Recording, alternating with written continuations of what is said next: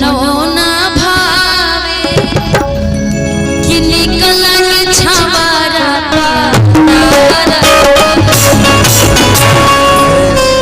ये मेरा ही गाना है जिसकी फरमाइश इन्होंने की है। मेरे गाने की फरमाइश इनकी तरफ से कि चढ़ते से जमा कि तू के करे जमा कि अलग तला गइल मारगा